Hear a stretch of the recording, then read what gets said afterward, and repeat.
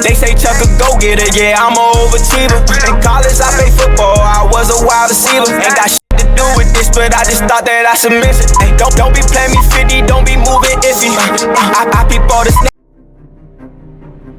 I lost all respect. That's foul. When I say I fucking scream, I fucking scream. And she was basically like talking to me like she didn't do this shit. No bitch, you did that shit. Yeah. Tight. Yes. You was right. She signed the order to stay away from the kids for a year. That has nothing to do with me. What you and Janae beef or whatever y'all got going on don't got shit to do with me. Alright.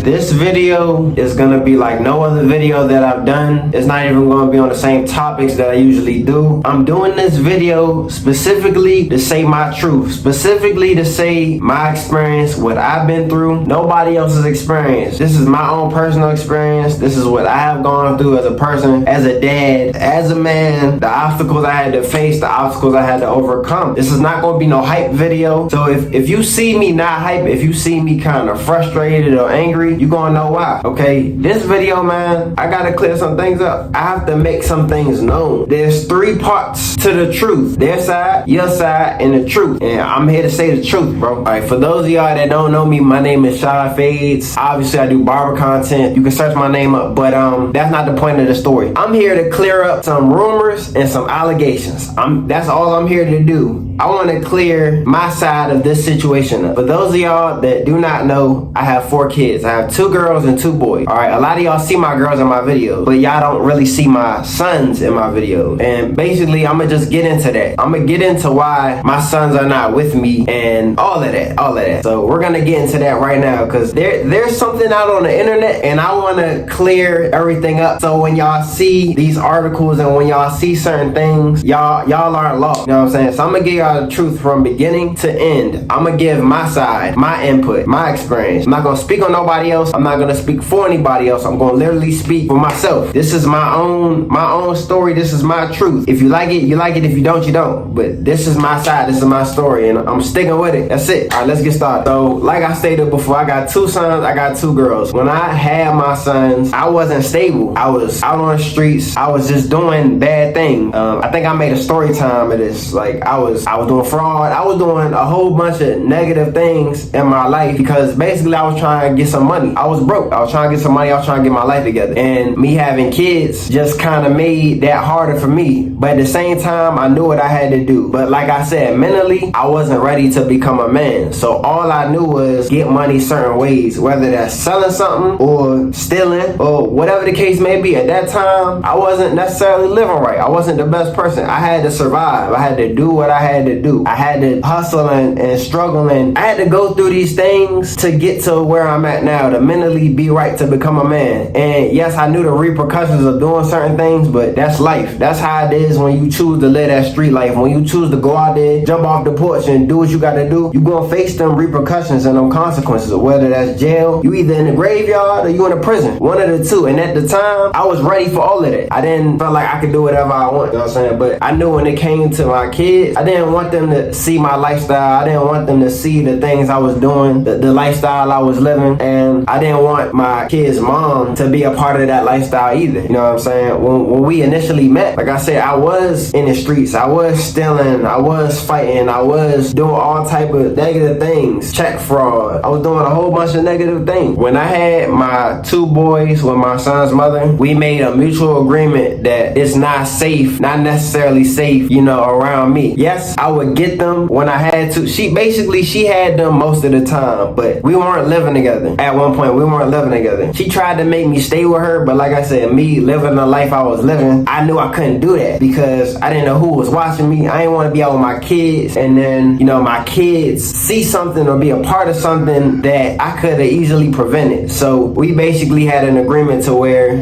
basically she felt like she could take care of them most of the time, but if she needed a break or if she needed me to get them, I will get them, no questions asked. Not one time have I ever told her no, or have I ever told her, nah, that's not a good time for me. Cause like I said, I wasn't working a job. I wasn't doing a traditional 9 to 5. I was making money however I saw fit. However I had to get some money for my kids, whether it was for diapers or for food, whatever the case may be. I wasn't getting food stamps. So like I said, I had to do what I had to do to be a father and to grow. And also at the same time, all this going on, I knew I had to change my lifestyle. So on top of me mentally trying to get my mind right, I had to do the right thing. So that means certain habits or certain things that I was doing, I had to stop. Basically, I had to reconstruct my mindset, and I had to do things the right way for my sons, and not just for them, for myself. So eventually it got to the point, even though I was co-parenting and she was cool with letting me get them from time to time, she felt like my lifestyle, wasn't healthy for the kids. But at the same time, I didn't bring them around, certain things, certain negativity that was going on. When I had my boys, I was either around like friends or going to the park or things like that. Like I stayed away from that negative lifestyle. Now granted, she knew the things I was doing in the street. She knew what I was doing, but at the same time, like I said, that's a decision that I guess that she made or tried to make on my behalf. So we did end up going to court. She had 1 full custody. Of course I had to pay child support, and basically that was off the basis of the life I was living, me doing bad things and things like that. So basically in court, she just used all the negative things that I did in the past to win full custody. So she wanted sole physical and sole legal custody. So she had them, and the judge was looking at me like, yo, like you need to get your life together. I'm gonna grant mom sole physical and legal custody because obviously she's a better fit parent. Obviously she been taking care of them. You just coming around when you want to. So that decision was made. At this point, she has them full time. After court, she had blocked my number. She had moved, so I had no communication with her. She got a fiance. Basically, like she was trying to, get away from. Like she didn't like the type of person I was. She didn't want my sons to be around someone in the streets. You know what I'm saying, doing negative things. So not only did she find a new man, but she cut me off completely. So I wasn't able to see them. I wasn't able to pick them up because the judge had also granted that if I wanted to see them, I would have to get in contact with her, and then we set it up that way. But because she had cut all communication off and I didn't know where she lived, I didn't have her number, there was no way possible. There was no way possible for me to see them and to be around them. Before court, I was calling my sons. Like I said, I was seeing them. I was doing what I had to do as a dad. I knew I didn't have them full time, and I knew it was going to be a struggle to get them because I didn't have my own place. I didn't have my own apartment. I didn't have my own house. I didn't live with my mom. And I grew up not having the best relationship with my parents. My stepdad and my mom raised me. We didn't see eye to eye. I left the house at 18. So from 18, growing up, me having kids, raising myself, like this street life really raised me. I was making bad decisions. I was making choices based on what I thought made sense, even though I knew it was consequences behind it, like I said. But now fast forward. So we have court, and like I said, she gets sole physical and legal custody, and for a whole year, literally a whole year, I have no communication with my son. And like I stated before also, me and my family didn't necessarily have a good relationship either. I was the type of kid that was bad. So my family they lost all hope that I would be successful, and they were like, oh, he just gonna be the member of the family or the son that get locked up, that die. So my family was seeing my boys. Of course, her family was seeing my boys. I wasn't seeing my boys. I had no updates. No one called me. No one let me know what's going on with them. And I understand that because, the things that she told them and they own experiences with me, they was like, yo, like, we don't need to contact him. As a mom, you got it. So they thought. And I ain't gonna lie. I thought I wasn't gonna be able to see them till they either turn 18 or like later down the line when I could, or like hopefully my mom or my grandmother or my stepdad, hopefully they call me and say, hey, the boys are here, you could come see them. Like that's what I was hoping and praying for, but I don't know, it didn't seem like I was gonna get that anyway. All right, fast forward, like I said, 2020 2021, that whole year, I couldn't see them at all. Didn't know where she was. Parents didn't give me no update. Family members didn't give me no update. They was seeing them. I'm the only person that wasn't seeing them. Like I said, that was due to the type of person I was and the type of lifestyle I was living. But fast forward to February 22nd, 2022. February 22nd, I get a call from CPS. CPS calls me. Basically, they don't really give me the details. They just say, hey, I see a year ago that you had a custody case. Are you the kid's father? I say yes. And she said, I got your information from court. I see you had a court hearing, a custody hearing last year. I got your information. I got your number. You need to come get your sons if you can. Are you willing to take your sons in? So, I'm kind of worried. I don't know what's really going on, but I agree. So I get the boys on the 22nd. I get the boys. Now keep in mind, I haven't seen them for a year. I have no idea what's going on. So I'm on the phone. I get my boys. The CPS worker basically says, all right, they're going to get examined. They're going to get questioned, like interviewed, and we're going to basically see how their mental is because your sons have been hurt with their mother. And I ain't gonna lie. I didn't know, like, this was a shock to me at this point. Like, hurt? What you mean hurt? Basically, she said, incident happened. We don't have all the details yet, but police were involved, and there's a tape of their mom doing bad things to them. I ain't gonna lie. I just break down. I break down, but I still hold it together. You know what I'm saying? Because I'm not really an emotional person, so I break down on the inside, but I hold it together. I'm like, how?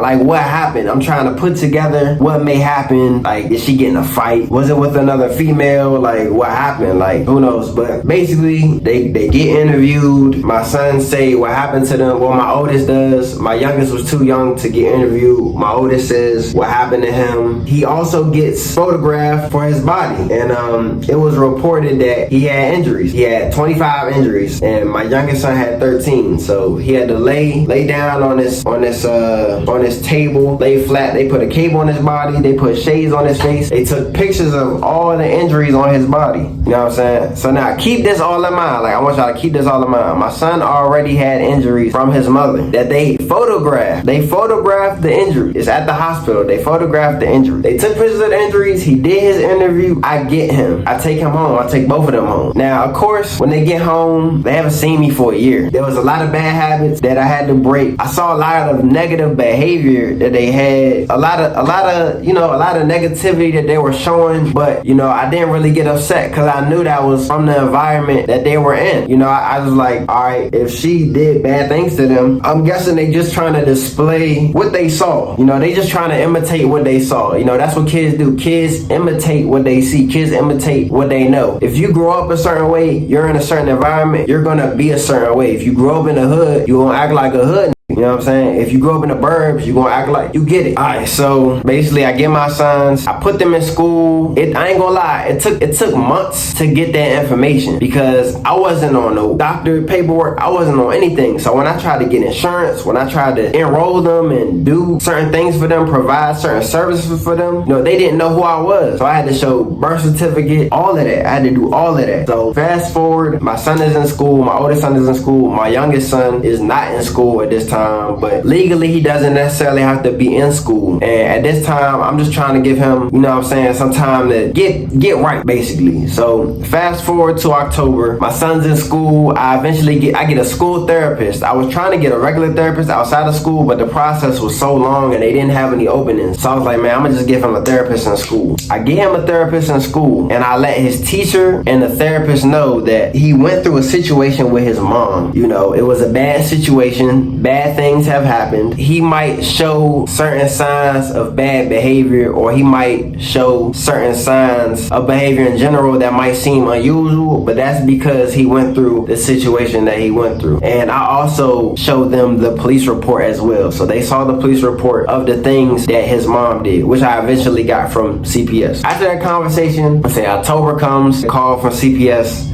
Basically, CPS worker said, hey, there's marks on your son's leg. Your son's teacher took him to the bathroom, saw marks on his leg. He was acting kind of weird. We want to interview you. We have some questions. I want you to come to the school. So I'm not really worried because, like I said, I already had stated that I have the police report from what his mom did to him. And I already had told them that he was already seen by doctors before I even got him. So, some injuries may be permanent. Some injuries may take a long time time to heal. I had some important information that I almost forgot. Key information, key facts. The only incidents that have happened when my son was with me was my son was in a fight the same day that CPS was called. And I have text messages right here with the therapist stating that he was in a fight. And I didn't even know he was in a fight until he was questioned by CPS that same day when the CPS worker came to my house. So there was no indication of a fight at all up to that moment of CPS coming and asking questions. You know what I'm saying? Which then my son had said he had gotten in a fight, which I had no idea of. Now keep in mind, this is very important information, and you'll find out why this is important later in the video. Also, my son had hit his head. The nurse at the school never had called me to let me know that my son has hit his head or may have some sort of injury to the head or the face or whatever the case may be. But apparently my son had hit his head, and all I was left with was a note, and the note states, look for swelling of the eye, just different types of things to look out for, and certain things were marked. The things that were marked with an X are specific things to look for, specific things. Now keep in mind, specific things to look for, you know, and I also had let the therapist know that things that they discuss, he may bring up experiences that he went through with his mom, but that's normal. That's what he's gonna do to express himself, and she had agreed. But basically I get to the school, and this is right when school ended too. I'm on my way to pick this man up. So I get to the school, I go in the principal's office, and basically the CPS worker just starts hitting me with questions. At this point in my life, I have an apartment at this time, so it's me, my fiance has a child as well, so it's me, my fiance's daughter, and our kids. So I get there, I get in the principal's office, and the CPS worker is basically asking me questions like, do I smoke? Do I drink? What type of person I am? Do I get angry? Do I get upset easily? And you know, I'm like, yo, nah, like I'm just pretty regular. I'm not thinking nothing of it. I'm not thinking that she basically trying to build a case.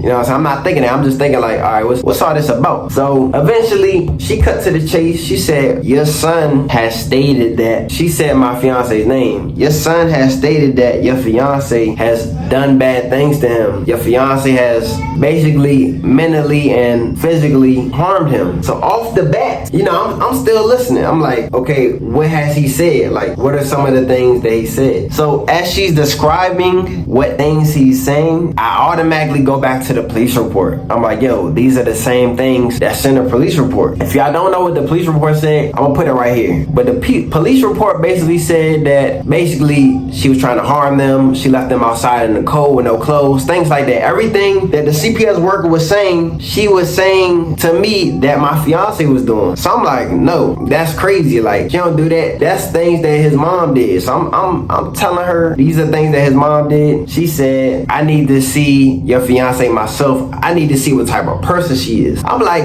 I'm trying to get the situation settled. So I said, do you need to like physically see her? Like, see her right now? She said, yes, I need to see her right now. I need to see the home. I need to see what's going on because I don't like what he stated. All right, so boom, I said, okay, I'll let y'all meet right now. Like, this needs to be cleared. So we get to my apartment. She meets my fiance. She basically tries to hit my fiance with these allegations, basically like saying the marks on his legs and on certain parts of his body, they look fresh. Oh, I know what this is. I know what that is. Oh, this looks like a burn mark. This looks like this looks like that. And you know, my fiance's like, no, like I don't smoke. Like all the things that you saying, like you don't know me. You can't say something looks like something if you don't know. We even show her physically the police report. Like I had the police report in my house. She's in the house. I show her, like, look, all the things you said, like left in the code, all this is right here. And bro, I ain't gonna lie, she didn't write nothing down, bro. Everything I was saying, she didn't write down. And it was at that point I knew that CPS ain't on your side. CPS not on your side. They just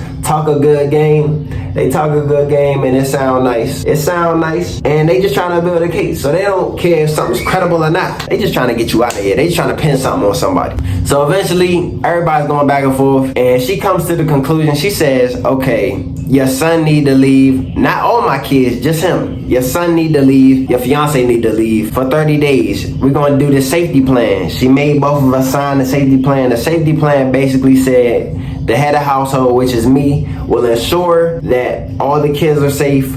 will ensure that, you know, they won't be around each other and will ensure that nothing bad will happen in this span of time. So, like I said, she said he gotta go, she gotta go. Then she said, no, she just gotta go or he gotta go. So she said, you know what, I'll go for a little while. I'll go to my mom's house. So she went to her mom's house. My son stayed with me and all the kids stayed with me. She told me I needed to take him to the doctor immediately. I took him to the doctor. They said nothing was wrong. I showed them the paperwork of what his mom did. He didn't see any current injuries. All the injuries that he's seen on my son is either he had like faded marks, like stuff that look faded, you know what I'm saying? And it takes a minute, like I said, it takes a minute for things to clear up. 30 days passes by, you know, I'm in contact with my fiance during this time. And so at this point she says, all right, look, I need him to go just in case so I feel better. That she said, this is what she said. So I feel better, I need him to go. I don't care where he go, but he need to go. All right, so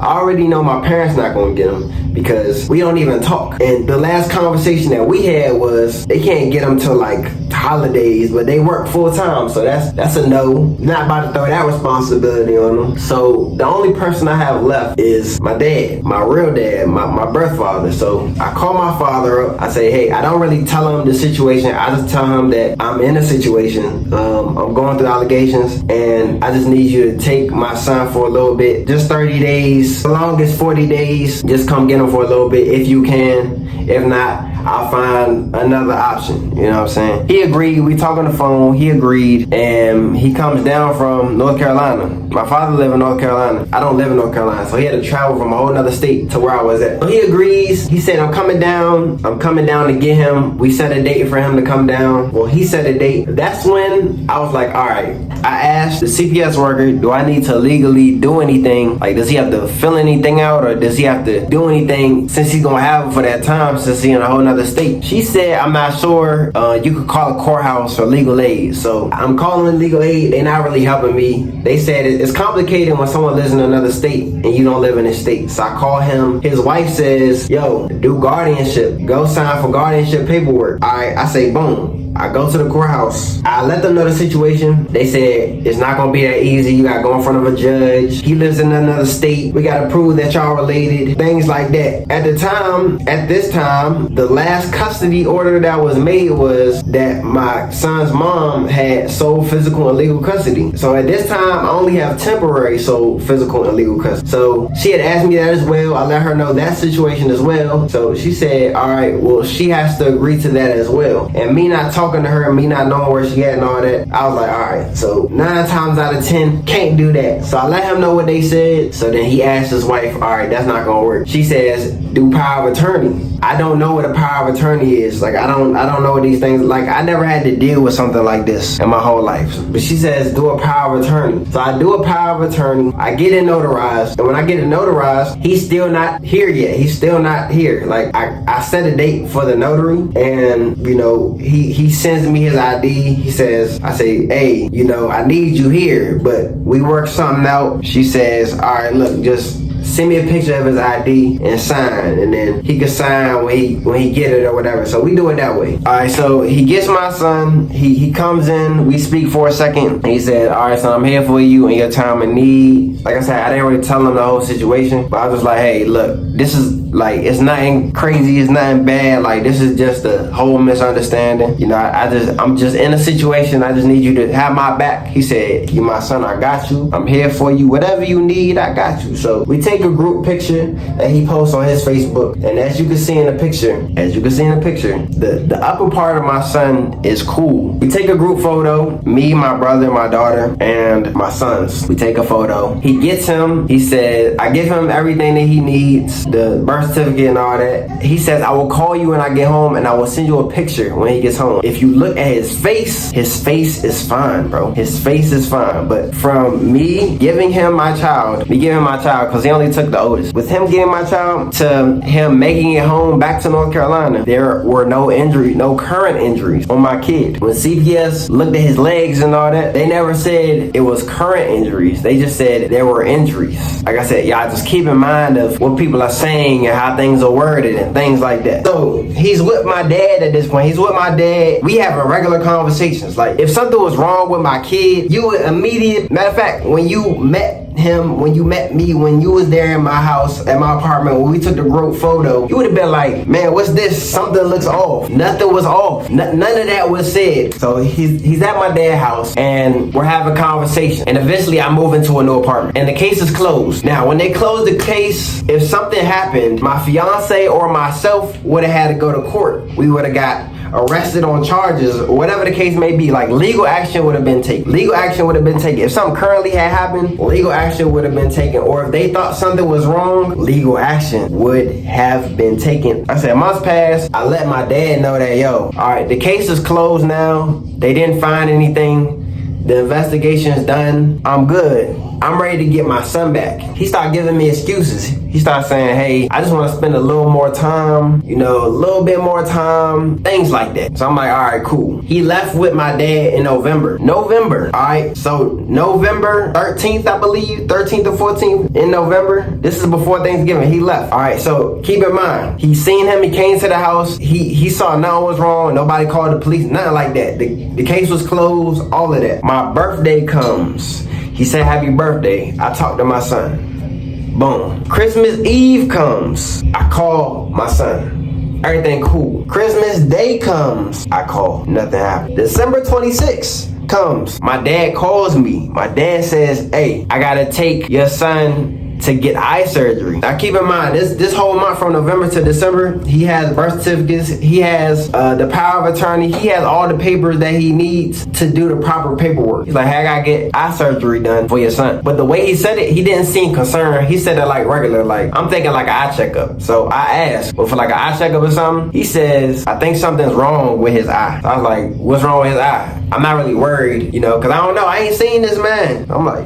what's wrong with his eye? He says, I don't know, but I set up an appointment at Duke Hospital on the 30th. So on the 30th, I will call you and let you know what's going on. I say, all right, boom, all right, cool, that's fine. So the 30th comes, he calls me on Google Meet, because I had an Android. Calls me on Google Meet, I see a doctor. The doctor basically says, hey, your son has a cataract in his eye. So I don't know what a cataract is, so I'm like, is that bad? She says, in this case, no, but a cataract generally comes from like physical force, things like that. Then she asked me, do you happen to know of how he may have gotten a cataract? So I basically broke down like, hey, I haven't gotten him in like a month. And I'm basically getting him from his mom. His mom basically has a case going on that she did bad things to him. And it stated that she has harmed him. So if anything, I feel like that may be where it came from. I also had asked, is this something that happens like right then and there? Or is this something that can occur over time? She said it can occur over time. This type of cataract has occurred over time. So I said, okay, well, yes. He was with his mother.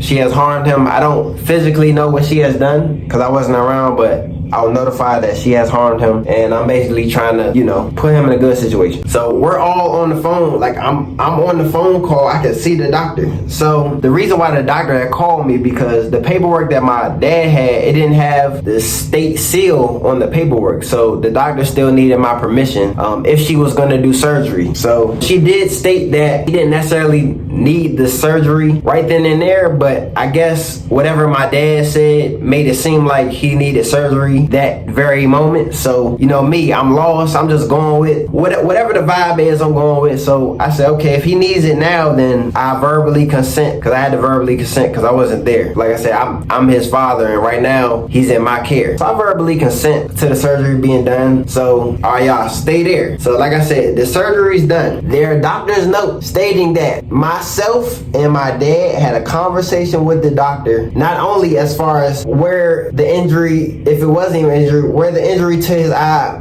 may have occurred from, but that we had a conversation of, just like I said, what I stated earlier. We had a conversation. We were all present. We were all in agreement to the surgery. No one was in trouble at this point. Like, it's nothing weird was going on. So he says, all right, son, I'm gonna call you when the surgery's done. All right, so the surgery's done. He calls me like a little after the surgery done on the way home. He said, hey son, the surgery went well. I'm glad we were all in agreement to do the surgery. It was mainly on me to say yes, but you know, I was glad that I did it. He was glad that I did it. I said, okay, well, if something else happens, you know, keep me updated. Like, don't be afraid to call me. Like, let me know what's going on so I can take the proper steps to make sure he's good. All right, here's where everything went left. And after this moment, y'all, everything went left. I ain't gonna lie, everything went left super quick. All right, so the frequent phone calls and the frequent Zoom calls and Instagram calls slowly started becoming less and less of length of time. We even had calls on Instagram, like I said. So it started with me being blocked. I didn't really pay that no mind. I'm like, all right, maybe he's going through something. I started getting calls less, and when I would call, it would go to voicemail. So when I would text, I would say, hey, I'm trying to contact my son, can you call me back? He would say, hey, he's asleep, or you know, I'm out. And I just felt like it was excuses. So eventually, like I said, months go by, weeks go by. I'm saying, hey, everything's good now. Like, you know, he could come back. I'm trying to put him in school and things like that. He's saying, hey, I just ordered some glasses. Hey, I think he should be here for a little bit longer. Is that okay with you? And me being the type of person I am, you know, I'm feeling bad, because I'm like, all right, well, you know, he don't really see them like that, and you know, I guess it's all right. So I let it slide. After a while, I stopped letting it slide. June comes. I say, no, I'm sorry. April comes. So from December, when he had his surgery, all the way to April, I'm just letting shit slide. I'm letting it slide. You know, he just coming up with all type of excuses to keep my kid, you know. Even texting me as far as saying, hey son, I appreciate you for letting me get the experience that I never got with you. Cause like I said, he didn't raise me. My stepdad and my mom raised me. April comes and I say, you know what? I'm gonna just go down there and get him, cause you know, it sounds like you making excuses and you trying to keep my kid. So I call my dad, he didn't answer. I text him and I say, hey, I'm gonna get a car and just come to you and get him. All right. So he texts me back. He say, when are you coming? I give him the date when I'm coming down there. All right, I swear to God. The very next day, I get served paperwork. I swear to God. I get served paperwork. A sheriff, I was outside, literally outside. I get served paperwork. And I get a call from an officer. Before I got served paperwork, I got a call. An officer says, Mr. Thompson, this is the sheriff's office. I guess they were at my home. I wasn't home at the time. This is the sheriff's office. I knocked on your door. I have to serve you these papers. So I don't know what it is. So I give her the location that I'm at. I said, hey, I won't be home till a certain time because I gotta catch the bus. And she said, send me your location. I sent her my location. She pulls up. It's a female cop. She pulls up. She has papers and she has cuffs. She grabs me. She says, hey, I have to detain you. So I said, detain me for what? Detain me for what? Like, I'm upset. I'm like, what's going on? She says, you're being detained because you were served these papers from this person. When she says the name of the person, automatically I say, yo, that's my son's name. So she like, what are you talking about? So I explained the situation of how I'm about to pick my son up, you know, in a couple days and all the stuff I've been going through these past couple months. So she basically says, well, you have this paper from a whole nother state in North Carolina that you're being served with. So basically it said my son's name versus me, which I don't even know how that's possible, but that's what it says. On the paper, it says I cannot be around him. Like, so that means the trip that I had initially planned for me to come get him, couldn't do it. I couldn't contact him, so I couldn't call him and be like, yo, what's going on? Like, why you serving me with paper? I couldn't do none of that. So all I could do was sit and wait and go to court. You know what I'm saying? That's all I could do. So I go to court. We go to court twice. First time I go to court, he says I want an attorney. I had my proof of everything that's been going on. Like I said, there was nothing on me. I had my proof of everything that's been going on these past couple months. And the judge said, hey, do you want an attorney? Talking about my dad. My dad said yes. He started shaking, fake crying, all type of bullshit. You know what I'm saying? So the judge said, okay, I'm gonna set this matter for a later date. So we end up going to court in June. I came all the way from where I was at to North Carolina. Bro, that was the longest trip. I swear to God, that was the longest trip, but I came all the way from where I was at to North Carolina just for them to say you have to come back next month. But I was pissed, boy, I was pissed. So June comes, we go to court, basically in his paperwork, which don't make no sense. Cause like I said, keep in mind, we had nice conversations. We were calling every day. It wasn't until the conversation started slowly fading and slowly not happening that I started getting concerned. But basically on his paperwork it stated that me, Shy Fades, and keep in mind, like I said, y'all, I haven't seen my son since he was with my dad. You know what I'm saying? So it said that me, Shy Fades, had went inside my dad's house and assaulted him and everybody in the home. And I'm laughing because it's crazy. It sounds crazy, right? So he had stated that Shy Fades, like I said, came into his home, and he had the date too. And the time that I was served was around the time that he made his statement. On his statement paperwork, the time that he had that all the incidents happened and the time when I got served, because I looked at the times to, you know, compare the times, it didn't make sense. There's no way I came from my state to his state, went in his home and assaulted him and everybody in his home. That don't make no sense at all. Not only did he say I went in his home, like physically went in his home, like I broke his door down, went in his home and attacked everyone, but he said my fiance had a cigarette and put the cigarette out on my son's chest. Now, I don't know if y'all thinking like I'm thinking, but my dad don't live alone. He live with his wife, my brother. I have a brother that lives in North Carolina as well. I have cousins, I have a sister, and they all stay in the same area. They stay in this house. He said I harmed my own son. I harmed him and everybody in the home, which is not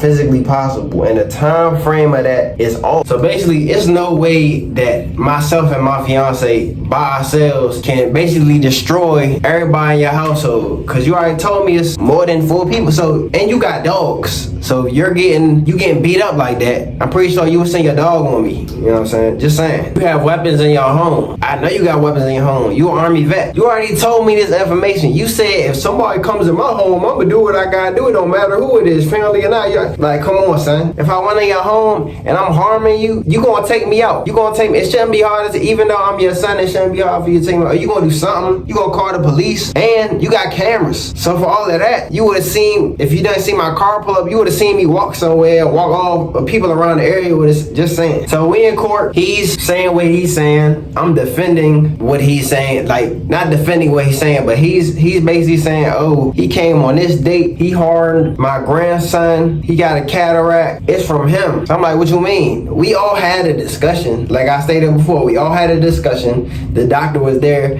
The Google Meet call happened. There was a discussion of where it may have came from. And also, he did not have no injuries when you came to my crib. So from you coming to my crib and him being with you to December, what really happened? What really happened? So after all the back and forth, the judge determined that he had no credible evidence that me nor my fiance had harmed my son. And the fact that we had called and all this evidence showing that there were no injuries prior to, you know, him going away besides his mother's, that kind of made him look like a liar, which he is, not gonna lie. But based on that evidence and the judge's opinion and the people's opinion as well, they dropped the case. So not only did they drop the case and say there was not sufficient evidence on his end, but I got my son back. So I got my son back. This when things continued to spiral downhill. All right, what I didn't know was prior to us having this court date, because you know we had the court date the first time and they pushed it back. So prior to us having the second court date, he had came down to my state. He had filed stating that my fiance had done things to my son. He had put it in my state. So by the time that I was done with my stuff in North Carolina, by the time we got back, because she came to support me, by the time we got back, police would come after her. We get back home and we're like, all right, so everything cool now. Like no more people making allegations, no more people talking all this bullshit. That shit done. I was wrong. The very next night, the very next night. So we get back. We settled in. My son is here. The very next night, police knocking on the door. It's like 5 in the morning, maybe 4 in the morning. My fiance like, yo, who's at the door? I go, I don't expect nobody to be at the door. It's police. Not one, not 2, not 3, like 6 of them. I open the door. They say, hey, we have a warrant for your fiance's arrest. And I'm like, how? What did she do? They don't tell nobody nothing. Not only do they not say anything, they don't read her right. They don't tell nobody what's going on. All they say is, hey, we have to take her in right now. We can't explain everything right now. We'll tell her everything once she gets to the car. You know what I'm saying? The squad car. So she puts on her clothes. They take her away. I'm so confused at this time, bro. I'm so confused at this time. So she, down the line, days pass. Like I said, we have our kids with us. We have our kids with us. My kid, you know what I'm saying, her daughter and our daughters, they're all there. So luckily they would sleep at the time, but still. So she's gone for a while and we finally get in contact and she says, hey, your dad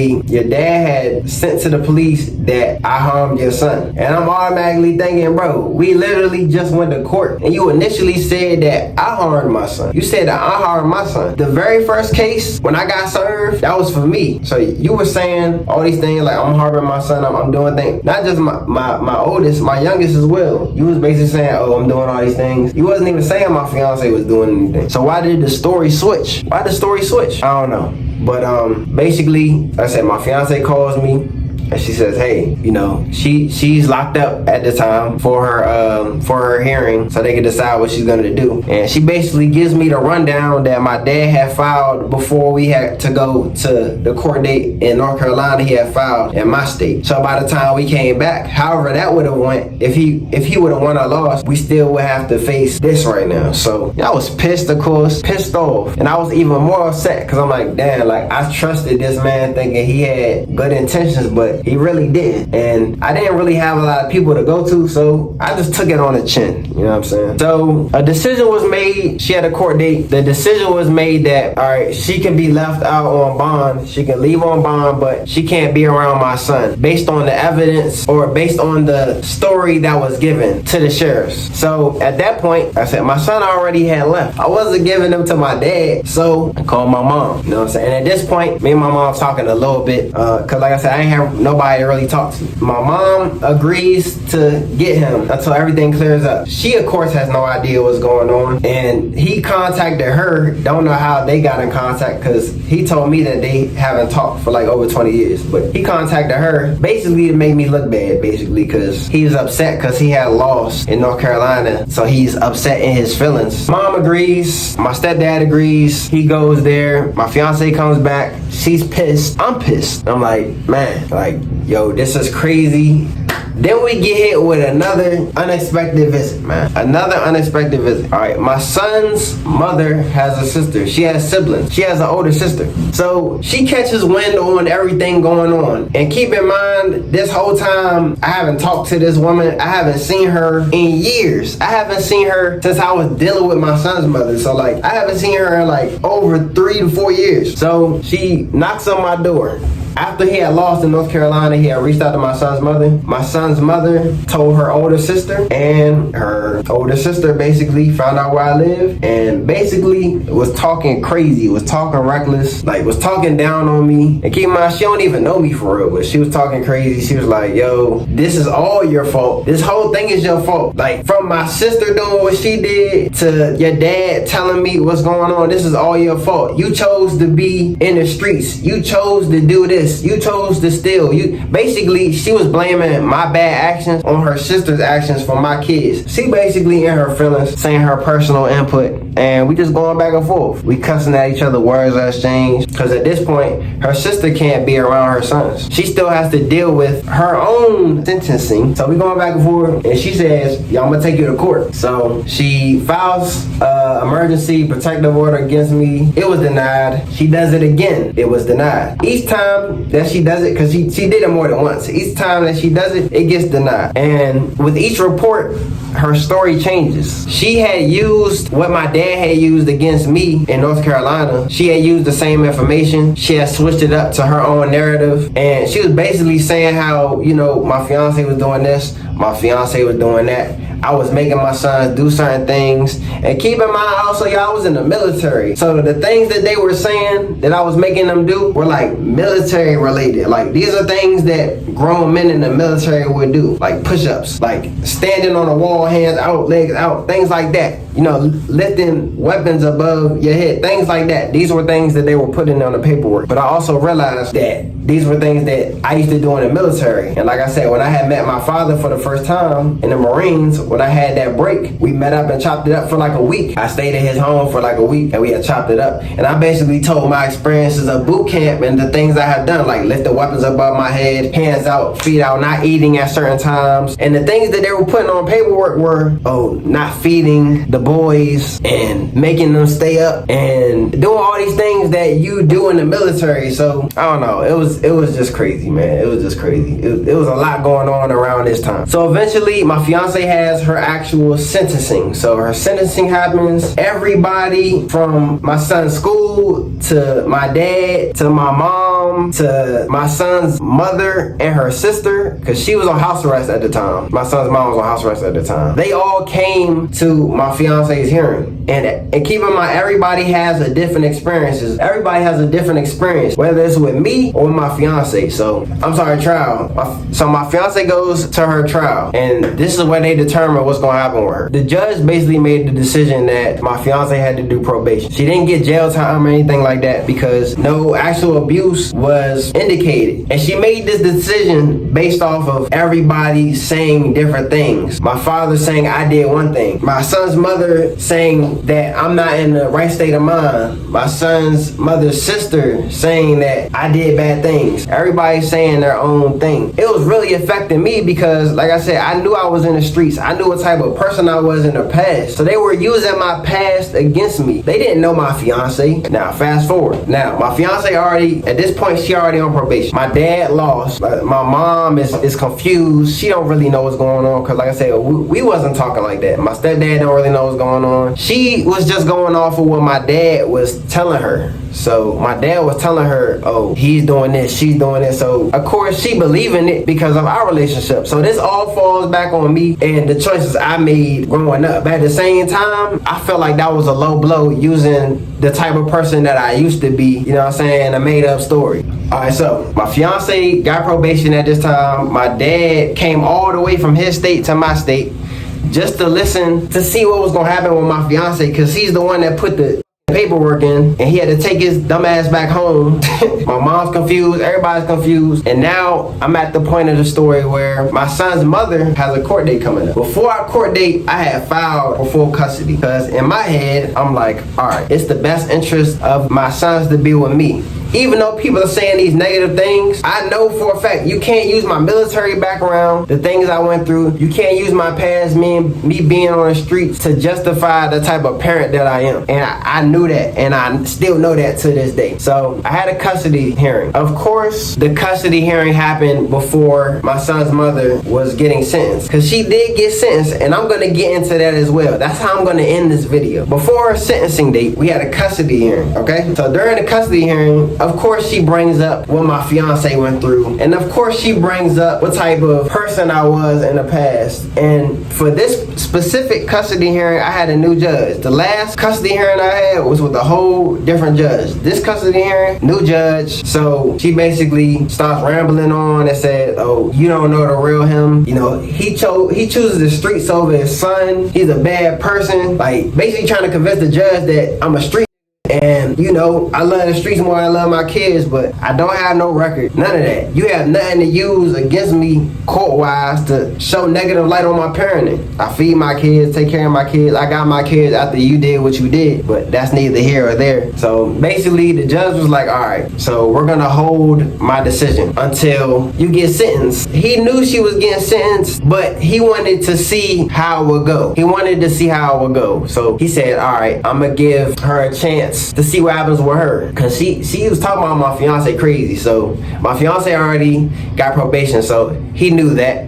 So he said, okay, she got probation. If I'm gonna make a decision about the kids, where the kids are gonna go, I need to see how your situation's gonna play out. And she was confident she was gonna be there. She was confident she was gonna be at the hearing. The final custody hearing is set after her sentencing. So she has to either get probation or she has to get all the charges that she's facing dropped in order to be there, to, you know what I'm saying, for him to make the decision. So basically she tells the judge, I'll be there, I'll be here. I want my lawyer. I'm gonna show her my lawyer. She was talking about lawyers and I'm a bad parent and talking about my fiance and this and that, stuff that's irrelevant, and talking about how I never raised my kids and things like that. But as y'all seen throughout this video, I have raised my kids. I have been around my kids. I wasn't around them for a certain amount of time, but I've been around, even out her mouth, from my kid's mom. She said that no matter what, no matter what type of person I am, she knows that I'm a good parent first. Finally, her sentencing happened. She's very confident at this point. I'm on Zoom, all right? I'm on Zoom at this time. I'm not there, and the only reason I wasn't physically there because the state didn't want basically a disruption during her sentencing. So, you know, like if she had family there and I'm there, you know, they didn't want like a fight to break out or whatever the case may be. They didn't want no disruption. The things that she's done to my sons that not only are gonna mess them up for the rest of their life, but these are situations that may replay in their head for the rest of their lives. They will never look at their mom the same way. They may never trust a woman again, but this is how the sentencing happened. 2 kids are given pain exam, and you know what that is. The assault nurse does the pain exam, and on there was 25 injuries noted by the forensic examiner. That's the 2-year-old or the 4-year-old? Look in a second. And then the second little boy had 13 injuries. But those 2 little boys are traumatized. Watching that video, your 4-year-old is so traumatized, he's not even crying. And on that video, and I'm sure Ms. has described to you, on that video, you are seen putting your hand on his head and pushing his head under the water several times. You are these children's mother. What Mrs. House didn't say, but what your lawyer said is, now, because of what you did, your children might suffer from PTSD. Reason to also need mental health treatment, because the 4-year-old was numb. He didn't even cry. As he's watching his brother, also being forced under the water. And they're little. They can't even fight back. So it's the sentence of this court on count 3, 2nd degree child abuse on February 17, 2022, that you be sentenced to 15 years, suspend all but 5 years. On count 4, 2nd degree child abuse of Thompson on February 17, 2022, you be sentenced to 15 years, suspend all but 5 years consecutive to count 3. Part of your sentence that is executed is 10 years. Part of your sentence that is suspended is 20 years.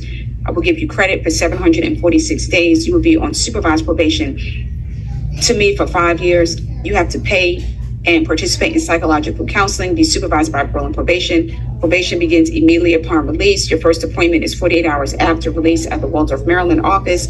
All the standard